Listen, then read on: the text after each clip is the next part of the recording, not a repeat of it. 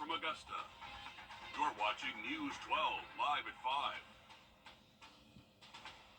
Well, we're about to enter the summer season where the need for resources like food assistance and access to cooling shelters will be at its peak. That's why today hundreds gathered at May Park for a resource fair. Several of our area's largest nonprofits were there to make sure our community is connected. Nick Veland breaks down how it works. The needs are continuing to grow, so bridging the gap between the community and resources is essential now more than ever. And that's what's taking place here at May Park as resources and people are coming into this facility to get what they need, because you just don't know who needs it. Hundreds showing up, getting their needs addressed, haircuts, their nails done, and getting a meal fresh off the grill.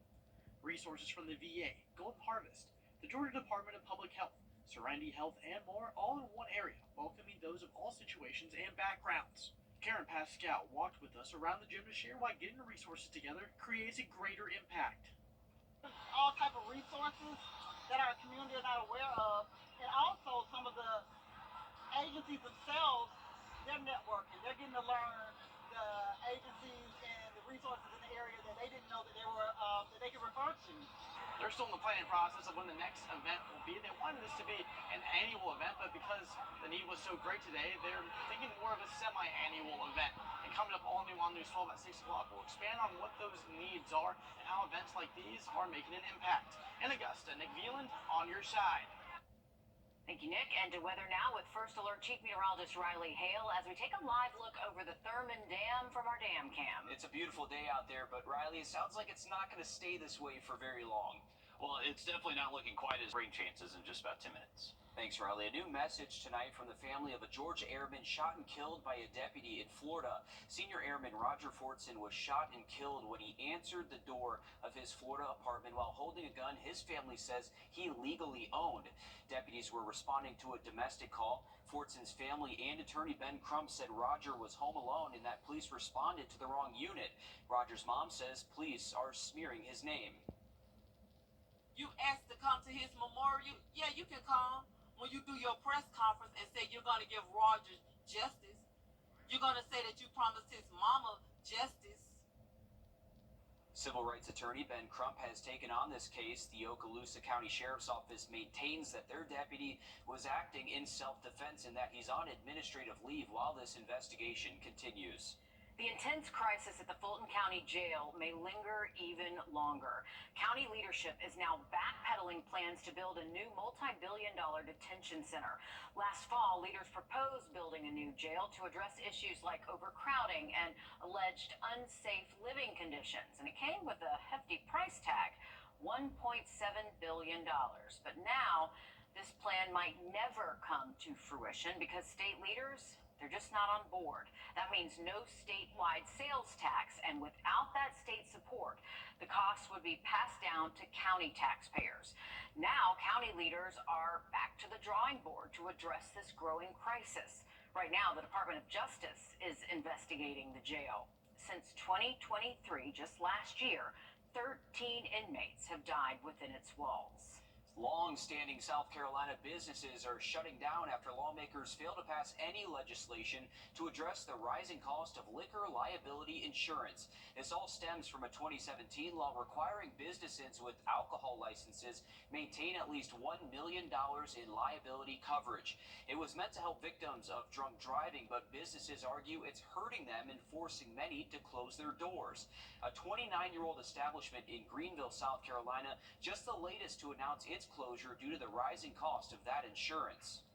I hate to say it. I mean, I really do hate to say it, but I think it's election season and maybe they were trying to put some things off until next year. Lawmakers will be able to take up bills to address these issues, but they'll have to wait for the next legislative session. We're just under a month out from South Carolina's June primary elections, with less than 2 weeks until early voting begins. The South Carolina Election Commission says now is the time to start making a plan, not only for whom to vote for, but how to do it as well. State House reporter Mary Green has the details. South Carolina's primaries are Tuesday, June 11th. This year, every member of the legislature here at the State House is up for re-election, and there are a lot of county races for positions like sheriff on ballots all across the state as well. Of course, most people vote on Election Day in South Carolina, but there are a lot of people who are moving towards early voting. Any registered voter can cast their ballot during the in-person early voting period, which takes place the 2 weeks before Election Day, starting Tuesday, May 28th. People who vote in person, either early or on primary day, must bring their photo ID with them. In South Carolina, you must meet certain eligibility requirements to vote by mail, including people who are 65 and older, who have physical disabilities, and whose work obligations prevent them from voting on Election Day and during the early voting period. The Election Commission recommends people who plan to vote this way start this process now. The first step is requesting your ballot, and you do that by getting an application, which you can get from your county elections office, by calling them, emailing them, or visiting them in person. But you get that application and you return it back to the county elections office no later than 5 p.m. on May 31st. From there, you just get your ballot through the mail and you vote it as soon as possible and return it. South Carolina does have open primaries, so registered voters can cast their ballots for either party's primary, just not for both. Reporting from the State House, I'm Mary Green. The State Election Commission advises people confirm their polling place location ahead of time as well. They say sometimes these spots can change from year to year based on scheduling and some other conflicts, so it is best to know that ahead of time and, of course, plan for that. Absolutely. And on the Georgia side of things, this is the last week of early voting in Georgia for the May primary. Election Day is next Tuesday, May 21st. We'll have your local election coverage right here on News 12. Can't believe we're already here in election season once again. Already here, yep, for Fun sure. time. The entire landscape of policing changed forever thanks to tech advancements. Just ahead, how AI is helping predict where crime will happen next. Riley? Well, we are saying dry today, but rain chances is going back up as we do close out the weekend. Heading into the weekend, we'll have that full forecast coming up. Time and temp, brought to you by your First Alert weather team. I'm here for you. I'm Nora O'Donnell with the CSED News.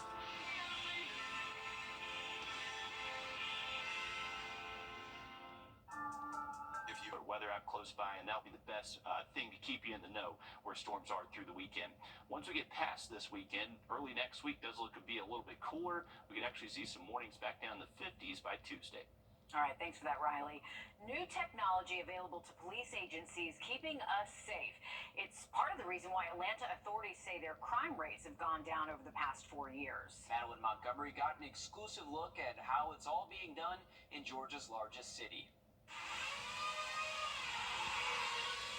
Solving crimes has come a long way since Chief Keith Meadows started policing back 38 years ago. It's odd, but when I first got into law enforcement, we didn't even have computers that we used in our cars. And I can zoom in. Seeing the evolution of policing is bringing me a great deal of joy. He may not have started out with a computer, but he's set on his department having advanced technology. We developed a real-time crime center, which incorporates surveillance cameras, license plate readers, drones, shot spotter, and other technologies all into one. Help us be more efficient in how we go about deploying resources and putting police officers in the right places. All that information is also processed through IBM thanks to a partnership. We're looking to arm our police officers with a high degree of intelligence as they're going out on the streets so that they'll be able to respond appropriately in any circumstance. Now we have so many tools that we can know what we're getting into, and it's much safer for the officers and for the citizens. Another piece of technology helping officers to get to crimes faster: drones and shot spotter. Shot spotter are sensors that are strategically placed and that can hear gunshots, and they put them on a map and show us exactly where the gunshot occurred. Those locations and times saved by IBM and AI help predict when and where shots could be fired again. Well, the technology allows us to investigate crimes much quicker, therefore taking offenders off the street rapidly. The chief says his goal is to eventually have a new headquarters to act as a real-time crime center similar to the center that we have in Columbia County here locally. Calling 911, it can be a life or death situation for those who are in need. However, the operators who answer those calls, they're not always considered first responders. Clarendon County, South Carolina just became the third in the state to make that distinction. In all other South Carolina counties, the operators are considered administrative. This also means with a first responder designation, they have more access to mental health support. First responders, they have benefits such as like mental health things that our dispatchers, our TCOs may deal with a call at someone, traumatic event, and they may not have access to stuff that law enforcement and fire and EMS have access to. Florence and Horry County are the two other counties that recognize their 911 operators as first responders. Extreme prices for diabetes drugs, and many Georgians need it to survive. Just ahead, the pleas for Congress to make a change. First Alert Radar, powered by Jim Hudson Automotive Group. Shanty can fix your...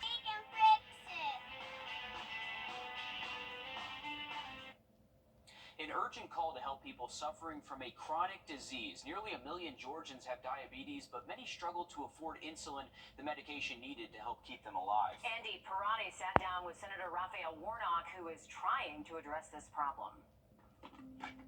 Okay, in this bottle jar is all the medications I take for everything. Charlene Davis shows us a drawer full of drugs to keep her alive. High blood pressure, high cholesterol, heart failure. Over the past few years, doctors amputated fingers from her left hand and implanted a heart monitor, all connected to a chronic disease, type 2 diabetes. It's a job, and that's why I tell you it's a job, because you have to maintain. I got enough strips, I have enough needles. The Atlanta resident has insurance but relies on manufacturer coupons to afford the insulin at $35 a month to manage her diabetes. A discount pharmaceutical companies could rescind at any time. It would probably cost me $500 a month. It would be hard. We don't have a lot now, but we really wouldn't have anything at that point.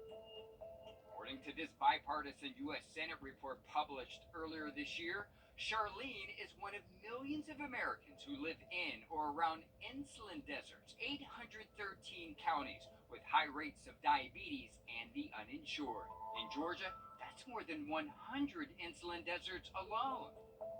Congress recently capped the insulin at $35 a month for seniors on Medicare. This is Basagol. But it doesn't cover diabetics like Charlene with private insurance. I think it needs to cover everyone. Did Congress go far enough to help everyone with diabetes? I'm glad we were able to cap it, but no, I'm not satisfied. I think insulin should be affordable for everybody. U.S. Senator Raphael Warnock of Georgia led the charge to the insulin price cap for seniors and has been working to expand it for everyone, with or without insurance. The lawmaker sharing this story this past November about a constituent who took to extreme measures to find affordable insulin.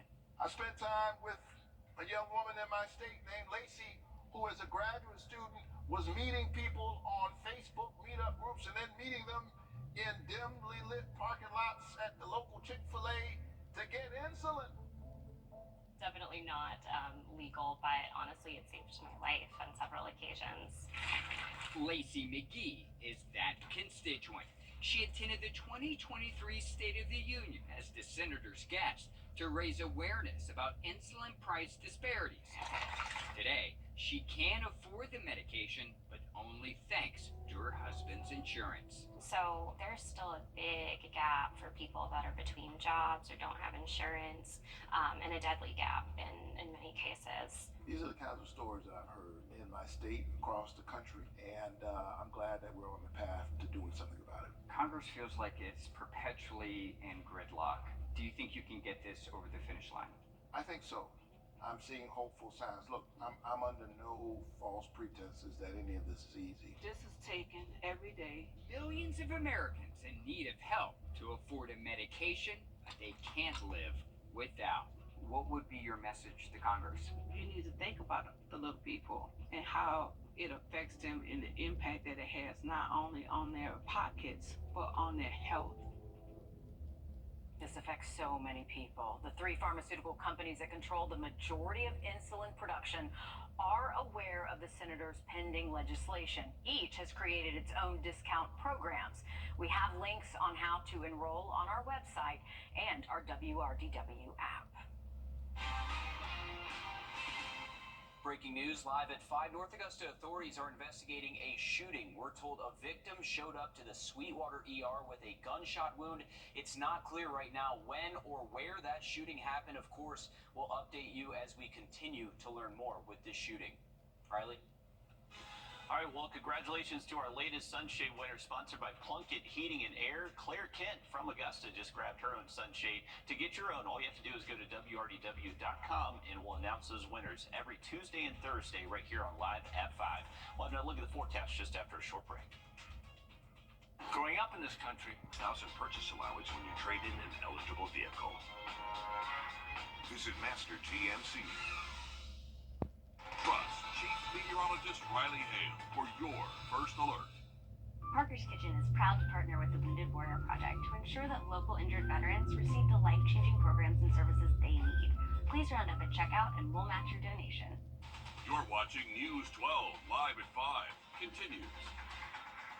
Changing college requirements means your student might have to take the SAT or ACT to get into Georgia colleges, while other students don't. In the fall of 2026, Augusta University and 3 other schools will once again require one of those standardized tests during applications. Our Hallie Turner is live at 5 in our newsroom. And Hallie, walk us through what this means for parents and their students. Well, it means things are starting to return to how they were before COVID hit. If your child is trying to get into AU, Georgia Southern, Georgia College, or Kennesaw State, then they will have to take one of these tests. Leaders with the Richmond County school system tell me just because the requirements for the state testing were put on pause a few years ago, preparing students for the test never stopped. They say they've actually worked even harder to improve student resources and support for the students over the past 3 years. And then they kick off the SAT prep in 8th grade. 8th graders are required to take the PSAT, and leaders say it helps the scores determine to see which direction the students need to go, like AP classes. The school's advanced studies program administrator says as the child continues to move up, each child's schedule has skills and courses incorporated to expand their knowledge and also prepare them to take the SAT and ACT. We've always offered opportunities to help our students kind of hone in on those skills. We have prep classes at every high school in addition to other resources that kids can engage in just to kind of go ahead and maximize their potential on that SAT or ACT. If you really take your SAT and ACT seriously and you score well, it may open doors of opportunities for scholarships later on in college that you're not even aware of right now. So we've always pushed and encouraged our students to go ahead and take it even when it wasn't a requirement. Now, coming up all new tonight on News 12 at 6 o'clock, we'll tell you some local and national programs to help with the cost of taking these tests. All right, thanks, Hallie. Again, these changes won't go into effect until the fall of 2026. But it is important to remember that some students who will be affected by this change are already looking ahead to college. Again, another financial hurdle a lot of these students have to face while trying to get in college. Hallie, we look forward to that coming up on News 12 at 6 o'clock. To weather now as we take a live look outside over Beach Island, where it's a much different picture than what we had yesterday as we check in with First Alert Chief Meteorologist Riley Hale. Riley, it sounds like this beauty. Have an update on those storm chances this weekend in just about 10 minutes. Thanks, Riley. We're learning more about what happened after dozens of young offenders overpowered a staff member and stole her keys. Now, this happened at the Georgia Department of Juvenile Justice Center along Mike Padgett Highway on April 26. A new report says a staff member opened a door to a room when a juvenile burst out, fighting with her and eventually stealing her keys. At least 2 other officers tried to stop that inmate as he began letting others out of their cells. Now, the report says a total of 27 male inmates were involved. They began stealing items, causing damage, and attacking other inmates. One of the attacks sent one inmate to the hospital. A special security team had to come in and help the 10 staff members get things under control. This comes just about a month after 2 inmates from a center attacked a Jenkins County deputy while being transported between facilities. They stole his gun and ran while still shackled and were caught after an hours-long manhunt. Federal money is coming to our local airports. Georgia's Senators Reverend Raphael Warnock and John Ossoff announced this funding through the bipartisan infrastructure law. In total, Georgia will get more than $120 million for airport infrastructure upgrades. Now, this includes more than $2.6 million for the Augusta Regional Airport and Bush Field. Daniel Field will get nearly $300,000. Sandersville, Swainsboro, Sylvania, and Washington counties, they will also get $144,000 for their airports. And tomorrow, Senator Ossoff will be in Augusta for an event at Augusta Regional. It is a ribbon cutting to celebrate the completion of passenger terminal upgrades, also made possible through the bipartisan infrastructure law. That will be at 11, and of course, News 12 will be there to let you know what Senator Ossoff and city leaders have to say. A new memory care facility will soon open its doors in Augusta. Via Cognitive Health aims to help people diagnosed with Alzheimer's or dementia earlier on in their diagnosis, especially since many people still live for around 10 years after their diagnosis. Through things like staying active and creative, the facility aims to help lessen symptoms and give people suffering more control over their lives. Via Cognitive Health will open its doors on Central Avenue June 20th. What a great opportunity for our area here. Tonight, you have another chance to decide how Aiken County spends your tax dollars. A meeting at 6 o'clock tonight will let voters weigh in on school district improvements if the sales tax is renewed this November. It is a 1% sales tax that's been approved time and time again for decades now. It's what has funded Aiken High's auditorium, the new Ridge Spring Minetta School, and more. Tonight's meeting will be at Silver Bluff High School. You can share your input online. We do have a link for that on our website and our WRDW app. A fan who says she fell over the railing at Colonial Life Arena in Columbia says she's incredibly lucky. But while she's grateful for making it out all right, she's now calling for increased safety measures for fans with disabilities. Nick Neville has the story. A bucket list item for a huge women's basketball fan turned into a nightmare Saturday when Kayla Cotton says she fell over a railing at Colonial Life Arena. She escaped with just minor injuries. There's no explanation for like a medical explanation because I have fallen before on way smaller, tripped over and fallen and hurt myself way worse. Kayla was diagnosed with mitochondrial disease as a teenager, spent much of her adolescence in and out of hospitals. She was initially told that she couldn't be seated in the section where she purchased tickets because it was inaccessible, and advised to go up to the rafters. Once there, she said much of her view of the court was obstructed by the railing.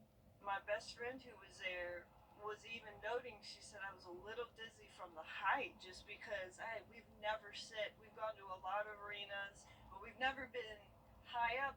She claimed she and her friend were advised that arena staff would help them move to a lower section, but that move never happened. Kayla got excited at one point, sat up from her wheelchair, leaned forward, and momentum propelled her over the railing, she says. Kayla says doctors have said it's remarkable she didn't have any internal bleeding or broken bones. Dawn Staley leads her life by pouring onto those, even though she doesn't know, and praying over that arena. I trust that she prays over that arena all the time. I thank Dawn and I thank God in my heart. Kayla says she wants to make sure people with disabilities are heard, considered, and listened to in situations like these. My thing to other people, if you are disabled, if you deal with that, you are not a burden to people. You deserve to get to have the same opportunities. And thankfully, she was not seriously injured there. One suggestion Cotton proposed is plexiglass in the areas where there's disability seating so rails don't get in the way of their view. Yes, she says since her fall, Cotton says USC guard Raven Johnson and Dawn Staley have both offered messages of support. Johnson also offered to replace the jersey Cotton was wearing, which had to be cut off of her at the hospital. Incredible. That's Dawn Staley for you. Yeah. Gamecocks basketball as well. Riley? Yeah, crazy story right there. I'm glad she is okay. We do have a warm day today, cooler temperatures as we close out the week, and rain chances will be going up. We'll have that full forecast coming up. After their heartbreaking loss last night, the Augusta Christian baseball team is getting ready for a Game 3 state championship deciding game tonight against Cardinal Newman. I'm going to be setting the stage for another great night of high school baseball action after this quick break. Time and temp, brought to you by your First Alert weather team. Golf's brightest stars hit. And a chance for some showers and storms. Keep an eye to the sky and have that First Alert weather app close by, and that'll send you those lightning alerts if it does get close to your location. Once we get past the weekend, we are expecting drier outlook heading into next week. Temperatures will be cooling off again, though. We could actually see some mornings back down the 50s by next Tuesday. All right, thank you, Riley. In Game 2 of their state championship series, the Augusta Christian baseball team suffered a heartbreaking walk-off loss to Cardinal Newman in extra innings last night. The stage is now set for a do-or-die Game 3. News 12 Sports Director Dan Booth had a front row seat for that crazy Game 2, and he joins us live from Lexington ahead of what should be an eventful series finale tonight. Dan. Meredith and Will, when I was in 5th grade, one of my baseball coaches told me that baseball can be a cruel game, especially when you have games like last night between Augusta Christian and Cardinal Newman. With what both of these teams are playing for, that atmosphere last night was one of the most tense atmospheres I have ever experienced at a high school baseball game. State championships are earned, not given, and both these teams are giving it everything they have. It's going to take a lot for the Lions to shake off that tough Game 2 loss, but they're going to have to find a way to do it if they want to be named back-to-back state champions. From the lightning delay to Khalil Pratt's 2-run homer jump-starting the Lions offense, to the controversial safe call at the plate, to Augusta Christian scoring 4 runs in the top of the 7th to tie the game and send it into extra innings, all leading up to that gut-wrenching error that led to the Lions' demise. The tension continued to build throughout the night, so much so that everyone was chirping. The fans, the coaches, the umpires, and even the fans as well. Everyone was getting involved, and only time will tell if that emotion will carry over to tonight's game. But regardless of how this goes, we should be in for a really fun night of action on the diamond. First pitch between these two teams in this state championship deciding Game 3 is at 7 o'clock. I'm going to have continuing coverage leading up to and through it, with one of these teams walking away as state champion. And we're hoping one of those teams is, of course, Augusta Christian. And we're hoping it's an exciting game like it was last night, just a different outcome. No, not that exciting. I can speak for parents who don't want to bite their nails and have it that close. They'd like a comfortable lead early on, I think. As long as Augusta Christian wins, it doesn't really matter. There we go. Right? We also have Harlem with a send-off tonight for baseball as well, going to state. So we wish everyone good luck tonight. Hopefully we come back with 2 state champions. Yeah, that'd be That's what great. we're looking for. Safely and responsibly using life-changing technology, the lessons being taught and learned at Georgia Tech could impact all of us. It's all tied to one of the hot-button issues in our world today, artificial intelligence. Joshua Skinner shows us Georgia Tech's brand new setup designed to prepare the next generation for the future of everything. Deep in the bowels of the Coda building in Midtown lies this.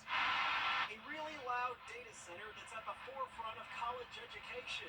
This is the largest AI makerspace dedicated completely to students. Our Regent Ray Chowdhury with Georgia Tech's College of Electrical and Computer Engineering calls it a digital sandbox. This is one of those things which is going to be like electricity. It's going to be everywhere. From construction to how businesses operate, all the way down to art. Artificial intelligence is here. Anything from your vacuum cleaner to your car. Ray Chowdhury wants to make sure Georgia Tech students hit the ground running. If you know how to use AI, you would be more successful than your peers who are not going to use AI. Which is why this first-of-its-kind makerspace, with the help of hardware supplier NVIDIA, is letting tech engineering students dabble. I would say that AI is at a place where computing or learning how to program was about 20 years back. The AI makerspace has been operational for about a month, and it can do a computation in 1 second that would take 50,000 Georgia Tech students 22 years. The idea here was to provide these computational resources not only to our classrooms and design projects into the curriculum, but also have students that engage with it. And that's the limit. Human imagination, kind of. I'm not afraid of AI taking over the world and becoming Skynet. What I'm afraid of is people think that it's going to happen.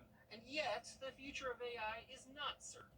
It's just reliant on the next generation of minds. It's impossible to predict what's going to happen next.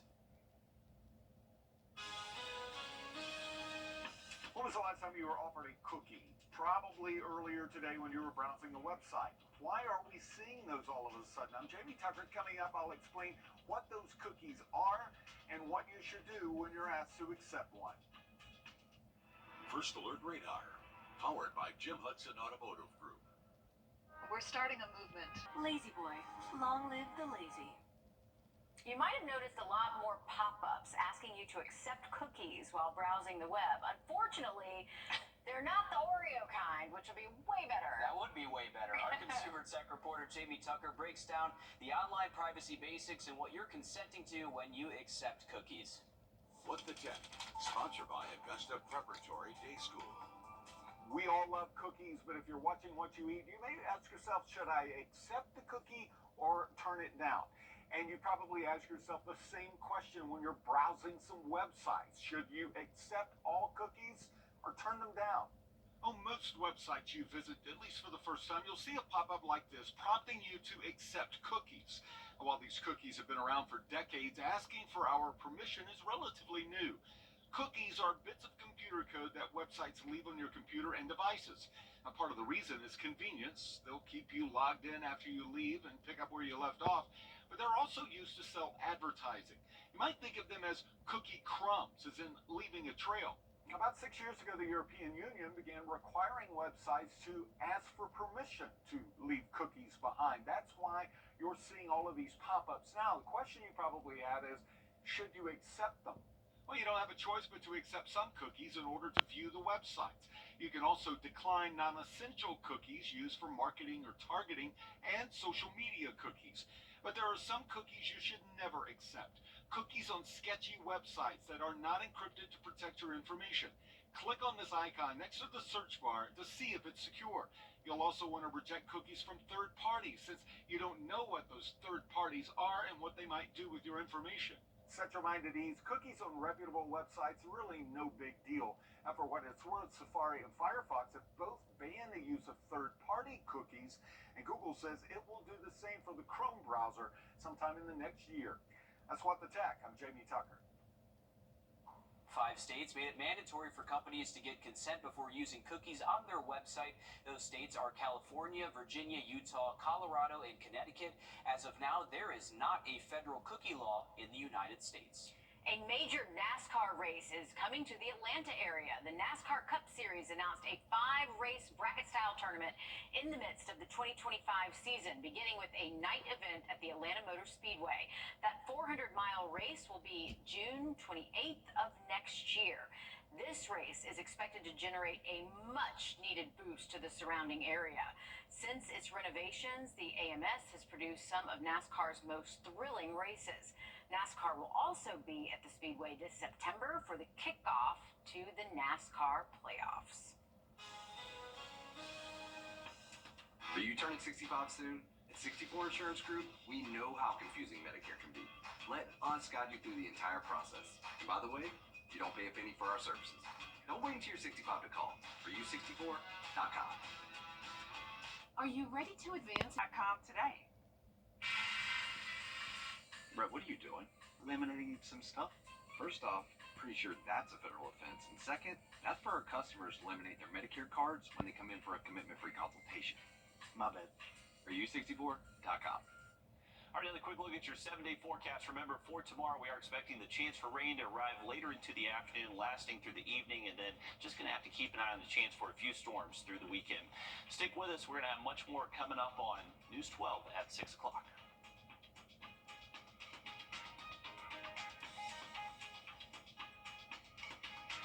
Introducing the First Alert Radar Network. With up to 10 times the resolution of other local radars and technology that can pinpoint right down to your street. First just got faster.